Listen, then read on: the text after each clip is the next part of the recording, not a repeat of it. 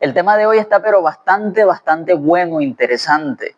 Hoy en día todo el mundo quiere hablar de prosperidad, incluso dentro de las iglesias las personas quieren que le prediquen acerca de la prosperidad. No hay nadie más feliz en la actualidad que un cristiano en una iglesia y que un pastor o un profeta le diga: el Señor te va a dar una casa, el Señor te va a dar un carro, y todos parece que estamos en busca de esa prosperidad material, en busca de esa prosperidad económica, en busca de obtener aquellas cosas que nosotros anhelamos tener en este mundo. ¿Quién no anhela tener una casa buena? ¿Quién no anhela tener un vehículo? ¿Quién no anhela tener dinero de sobra? Creo que eso es algo que todas las personas anhelarían, no tener que preocuparse por la estabilidad económica. Pero tristemente la iglesia, muchas de las iglesias en la actualidad se han vuelto un circo, se han vuelto un completo negocio, en donde se les predica a la persona aquellas cosas que quieren realmente ellos escuchar.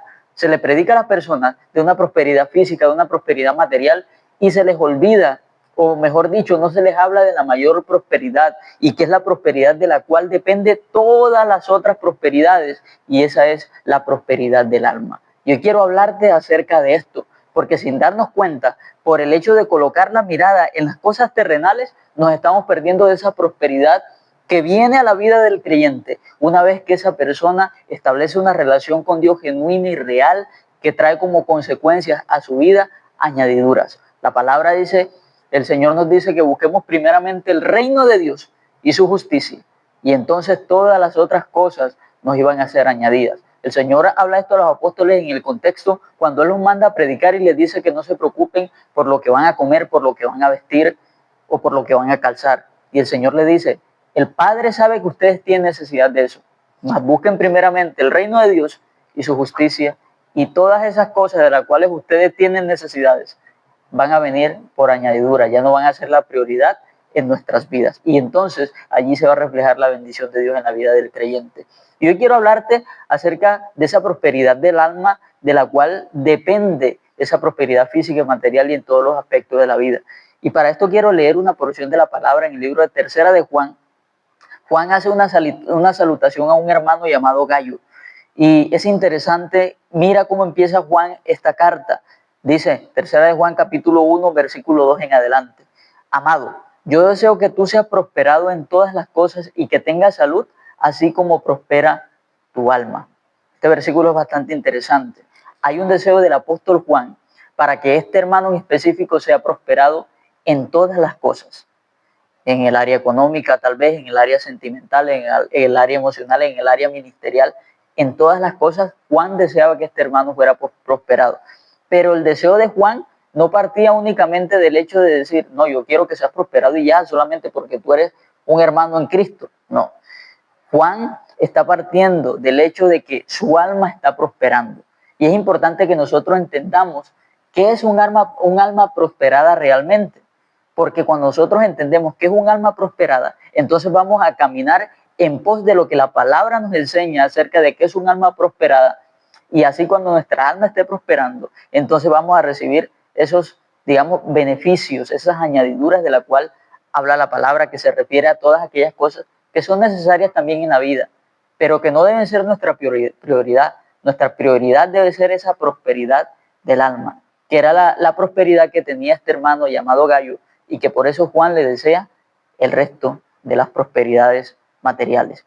Pero vamos a leer, y aquí vamos a encontrar cuál era la prosperidad de la cual Juan estaba hablando. Dice el versículo 3: pues mucho me regocijé cuando vinieron los hermanos y dieron testimonio de tu verdad, de cómo andas en la verdad. Esto era lo primero que hacía este hermano. Era una persona que daba testimonio de que él vivía en verdad. Dice que hermanos fueron a donde estaba Juan y le hablaron acerca de este hombre llamado Gallo, y le dieron testimonios de que era una persona que vivía el evangelio de verdad. Era una persona que predicaba la palabra, pero que también la vivía. Era una persona que, podríamos decir en este tiempo, era la Biblia para aquellas personas que no la estaban leyendo. Era una persona que su vida era una evidencia real de que el Señor lo había cambiado y lo había transformado.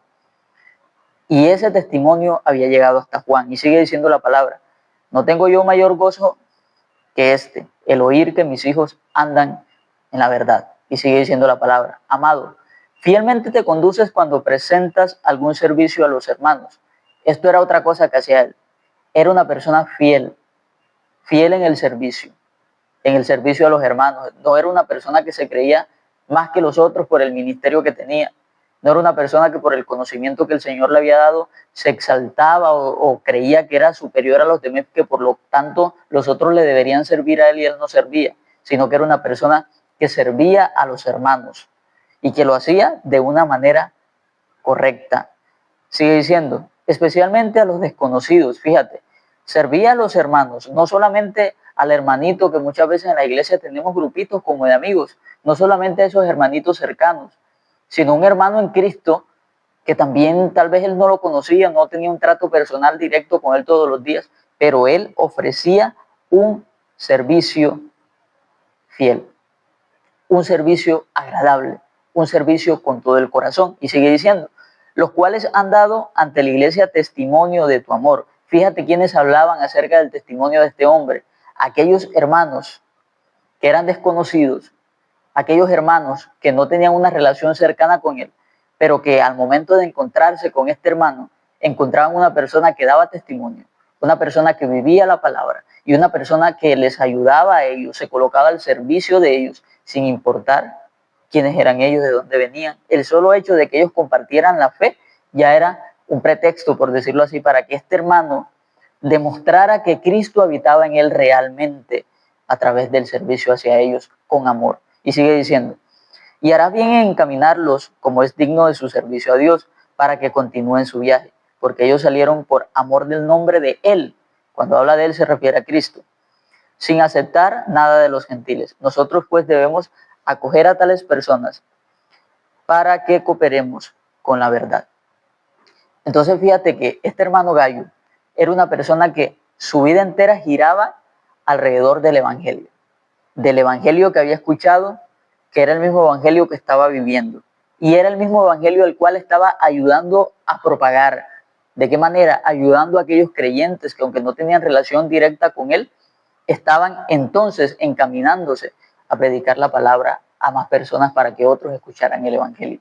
Entonces la prosperidad del alma que esta persona tenía era esa prosperidad que se basaba en la palabra que él había escuchado, había retenido y había puesto en práctica. Como él era un creyente que verdaderamente estaba viviendo el evangelio como debía ser, entonces es allí donde viene el deseo del Espíritu Santo, que fue quien inspiró al apóstol Juan y le dice, amado, yo deseo que tú seas prosperado en todas las otras cosas, en todas las otras áreas de tu vida.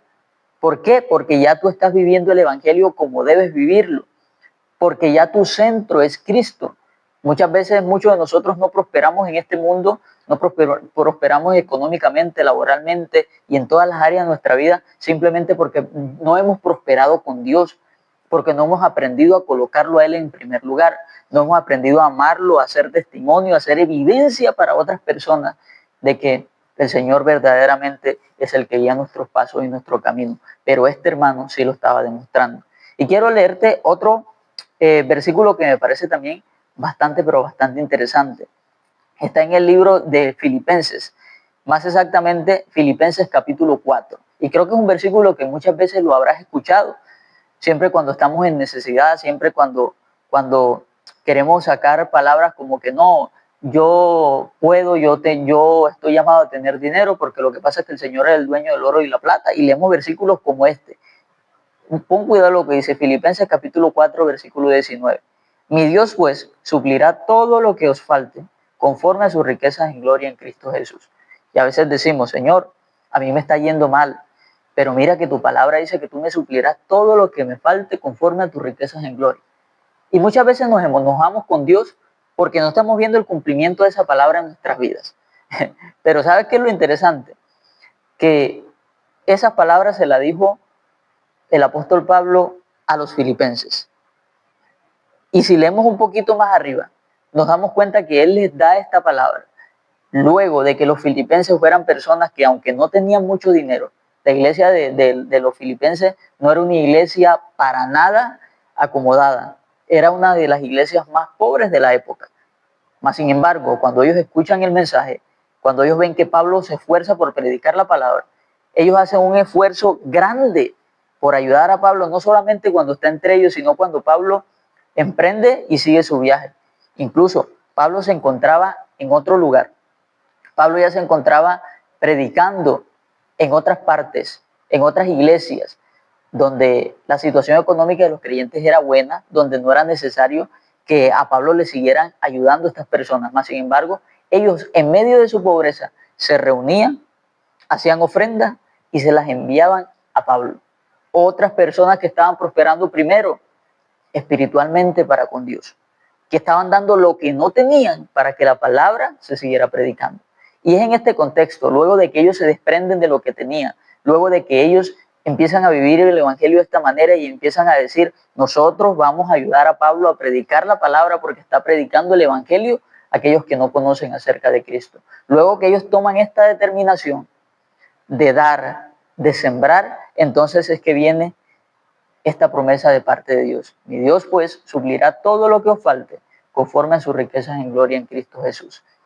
Entonces, para cerrar, la verdadera prosperidad conforme a la palabra de Dios se va a llegar a nuestras vidas cuando nosotros primero vivamos el evangelio de la manera correcta, nos desprendamos de las cosas materiales y pongamos todo al servicio de Dios y seamos personas que verdaderamente vivamos el evangelio que hemos recibido en su totalidad. Entonces allí la prosperidad te va a seguir, la prosperidad va a ser una marca, la prosperidad va a ser esa añadidura que va a ser evidencia para los no creyentes y va a decir, hey, pero esta persona, fíjate que no tenía y ahora tiene, pero esa persona sigue siendo la misma, esa persona refleja a Cristo, esa persona irradia paz, esa persona irradia el hecho de que es una persona diferente. Y esa es la verdadera prosperidad.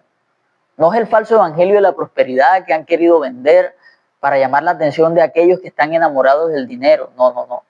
La verdadera prosperidad conforme a la palabra nace de dentro, de esa metamorfosis, de esa metanoia, de ese cambio de mente, de ese cambio de conciencia, de ese nuevo nacimiento. Es imposible que si después de que haya un nuevo nacimiento no vengan las prosperidades en las diferentes áreas de tu vida. Si no viene económicamente, va a venir en tu área familiar, en cómo te relacionas tú con tu familia, o ministerialmente, vas a ver el respaldo de Dios, pero todo eso nace, repito nuevamente, cuando la prosperidad empieza desde dentro, desde el corazón, desde nuestra relación, compromiso con el Padre.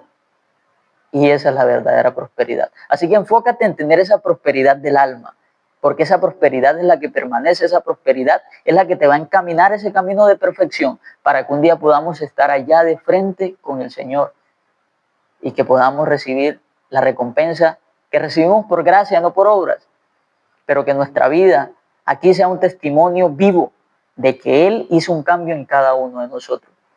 ¿Qué opinas acerca de esto? Deja tu opinión acerca de esto en los comentarios. Comparte este video con una persona que tú sepas que le pueda hacer de bendición.